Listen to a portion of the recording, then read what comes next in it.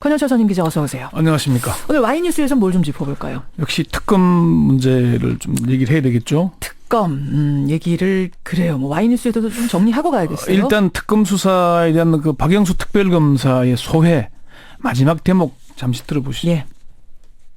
이번 특검 수사의 핵심 대상은 국가 권력이 사적 이익을 위해 남용된 국정농단과 우리 사회의 고질적인 부패 고리인 정경유착입니다. 그러나 저희들은 아쉽게도 이 소망을 다 이루지 못했습니다. 다시 한번 국민 여러분께 죄송하다는 말씀을 올립니다. 소망을 다 이루지 못했다. 네. 이게 이제 얘기인데 사실은 특검이 고생 많이 했죠. 많이 했죠. 성과도 많이 거뒀고 검찰에게 수사는 이렇게 하는 거다. 한 수를 보여주기도 했고요. 맞습니다. 이게 국민들에게 많은 위로와 참 믿음을 줬죠. 예, 그래요. 그래서 네. 오늘 와이뉴스에서는 그 특검 이야기 중에서도 어느 부분을 좀 파고 들어가 보는 건가요? 뭐 나머지 얘기들은 계속 나왔던 얘기들이고요. 예. 블랙리스트의 반대 개념인 화이트리스트에 대해서 구체적으로 이제 드러난 게 이번이 처음이잖아요. 예. 여기 박영수 특검은 왜 화이트리스트까지 파헤쳤을까 이렇게 주제를 정해봤습니다. 그러니까 화이트리스트라는 거는 친정부 단체의 명단도 쭉 만들어서 지원했다. 그 리스트를 화이트리스트라고 하는 거죠. 그렇습니다. 정부가 지원하고 관리하는 특정 단체들의 명단 예. 이렇게 얘기하는 겁니다. 이게 이제 어느 정도냐면은 정부 특검 수사 결과에 이 청와대 정무수석실 관계자들이 2014년부터 2016년 10월까지 정경련에게 특정 단체를 찍어서 통보를 합니다. 예. 이 단체는 얼마 주라, 이 단체는 얼마 주라. 이게 2014년에는 22개 단체에 24억, 예. 2015년에는 31개 단체에 35억. 2016년 4월에 이게 어버이연합 회계장부가 시사저널에서 폭로를 했어요. 그렇죠. 그러면서 22개 단체 9억 원으로 줄어가지고 특검이 확인한 건 3년여에 걸쳐서 68억 원. 이게 드러난 겁니다. 그러니까 블랙리스트로 명단 쭉 만들어서 여기는 지원하지 말아라가 있는가 네. 하면 또 화이트리스트 명단 쭉 만들어서 여기는 지원해줘라. 예. 이렇게 된 거예요. 그렇습니다. 예. 그럼 이 화이트리스트에 들어있는 명단의 그 단체들은 어떻게 되는 단체들입니까? 이 단체들이 주로 일각에서는 보수라 이름을 쓰는데 보수도 아니죠. 저는 극우 친박 단체다 이렇게 표현하는 게 맞을 것 그래요? 같고. 예. 그게 우리가 대체로 아는 어버이연합, 엄마부대, 애국청년연합 무슨 그런 등등의 단체들입니다. 그래. 근데 최순실 게이트가 본격화한 이후에도 청와대가 이들 극우 친박 단체들하고 계속 통화했다는 사실이 또 드러났어요?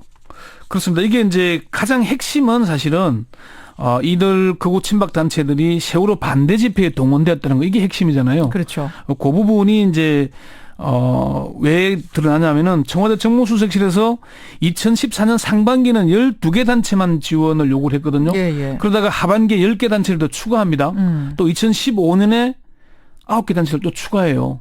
계속 늘어나고 있잖아요. 이게 아마 특검 관계자도 청와대가 전경련의 극우 친박 단체들 지원을 요구한 것은 세월호 반대 집회와 관련이 있는 것으로 보인다고 얘기를 했고요. 그런데 문제는 요것뿐만이 아니고 최순실 게이트 이후 특검이 수사된 이후에도 계속 통화하고 관리해 왔다는 거거든요. 그러니까요. 이게 허현준 국민소통비서관실 선임 행정관인데 2016년 1월부터 2017년 1월 초까지 엄마부대 주옥선 대표와 전화 통화나 휴대폰, 문자, 메시지 등등 90여 차례 연락을 주고받았습니다. 90여 차례면 상당히 많은 거죠. 1년치만 드러난 것은 통화 내역 보관 기간이 1년이기 때문에. 그래서 그런 거군요. 그 이전에는 얼마나 자주 했는지는 또 확인이 안 되는 겁니다. 지금 국정농단 사건이 터진 게 10월인데 예. 올 1월까지도 계속 통화를 했다. 청와대 사람이. 예, 그렇죠. 그래요. 그뿐만 아니고 지금 박찬성 반김 국민회의회 대표, 장기정 자유청년연합 대표, 예. 신혜식 신혜한수 대표 등과도 자주 휴대폰 연락을 한 사실이 확인됐는데 문제는 이들이 지금 특검 반대, 탄핵 반대 시위를 주도하고 있는 단체들이라는 거거든요. 그러네요. 결국은 극우 친박 단체들이 대통령 탄핵이나 특검 수사 반대 집회에서 활동하고 있는 건 청와대가 지금까지 거기에 관여하고 있는 게 아닌가. 이걸 보여주고 있는 대목이죠. 그 극우 친박 단체들에는 얼마나 지원이 됐는지도 좀 구체적으로 밝혀졌습니까? 예. 특검은 정경련이 단체별로 얼마나 지원했는지 구체적인 내역을 확인했습니다. 예, 예. 지금 특검이 확인한 것만 해도 2014년에 어버이연합회에 가장 많은 3억 7천만 원. 3억 7천 1년에. 예. 그리고 선진화 시민행동에 3억 2천여만 원. 예. 애국단체 총연합회에 3억 원 등이 지원된 것으로 확인을 했습니다. 어버이연합 추선희 사무총장에게 돈을 받았냐 확인을 했더니 부인하진 않고 노인들 무료 급식과 나눔 행사에 사용했고 안보 견학에 다녀왔다. 아. 이렇게 인정을 했고요. 그래요. 특검과 정경련 검찰 등에 따르면은 특검은 정경련과 청와대 관계자들에 대한 수사에서 단체별 구체적인 지원 금액을 상세하게 파악을 해서 예. 검찰에게 자료들을 모두 넘겼다고 합니다. 그러니까 청와대가 네. 민간 단체인 정경련에 이렇게 지시를 하는 것 자체가 일단 불법 아닌가요? 그렇습니다. 특검에서는 청와대가 정경련에 대해 정경련이 일단 민간 단체잖아요. 그렇죠. 사단법인이니까. 그럼요. 의무 없는 일을 하도록 했으니까 직권 남용이 되고 또 강요죄가 될 수 있다고 봤습니다. 예, 예. 그래서 블랙리스트 수사를 하면서 화이트리스트 수사를 변경했다는 겁니다. 그렇게 되는 거군요. 예.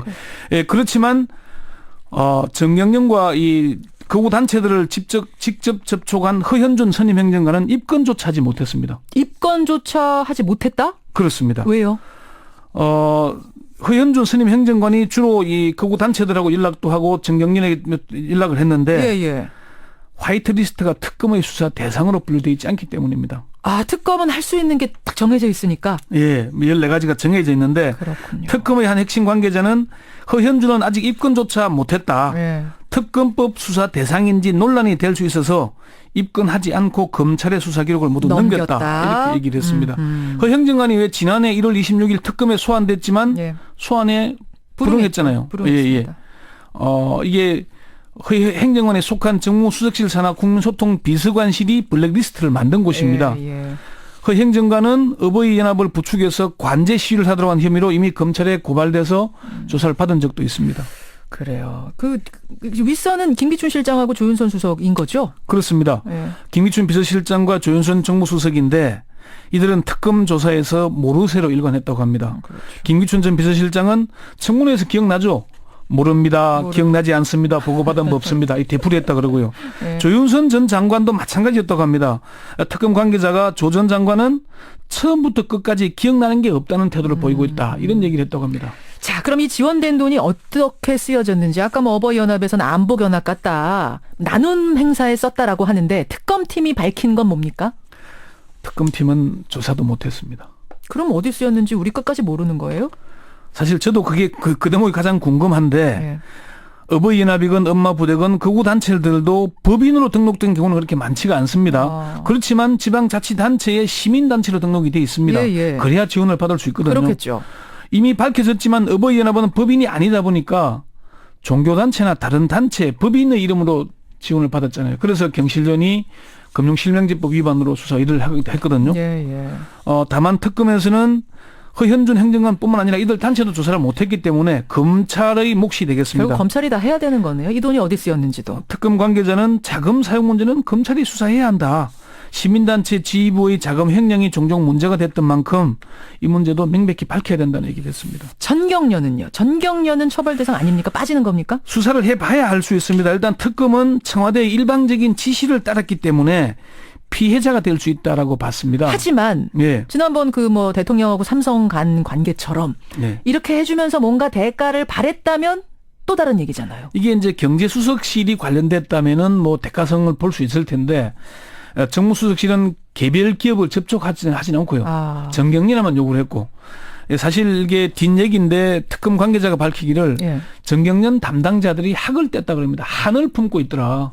전경련 담당자 얼마나 시달렸으면. 정무수석실에서 단체를 찍어서 얼마를 주라 그러니까 예산이 부족하잖아요. 그러면 어떻게 해야 되겠습니까? 개별 기업으로부터 또 돈을 뜯어내야 되잖아요. 뜯어내야죠. 그 역할을 하는 게 그렇게 힘들었다고 뭐 얘기를. 속된 말로 우리가 지금 삥 뜯는 역할을 이렇게 계속해야 되느냐 하면서 한탄을 한 거네요. 다만 그 시민단체들에서는 정경련도 처벌 대상 내지는 해산해야 된다는 얘기를 하는데 참여연대 김성진 변호사는 사단법인인 정경련이 목적 이외의 사업을 했고 예. 여론 조작을 하는 극우 친박단체들을 지원해서 공익을 해하는 행위를 했기 때문에 예. 설립을 인가한 산업통상자원부가 설립을 취소해야 한다. 이렇게 얘기를 합니다. 청와대하고 전경련 어버이연합은 사실 고발은 돼 있는 상태죠. 고발도 돼 있고 이미 한 차례 검찰이 조사를 하긴 했어요. 아하. 했는데 지금까지 1년이 다 되도록 아무런 조치를 안 하고 있습니다. 그러니까 그 시사저널 보도 나왔을 그때부터 고발 들어가고 4월, 5월 하긴 한 거예요. 예, 수사를 한 차례씩 뭐 소환하긴 했는데 네. 뭐 적극적인 수사 의지도 없었고요. 민주노총 관계자에 따르면은 한 차례 고발인 조사를 받았는데 그동안 아무런 조치가 없었다 얘기를 합니다. 그래요. 일단은 검찰이 그동안 이걸 방치해왔기 때문에 앞으로 어떻게 할지는 좀 국민들의 따가운 시선이 필요해 보입니다. 그러네요. 블랙리스트 못지않게 여러분 화이트리스트에도 관심을 가져야겠습니다. 권영철 전임 기자 수고하셨습니다. 네.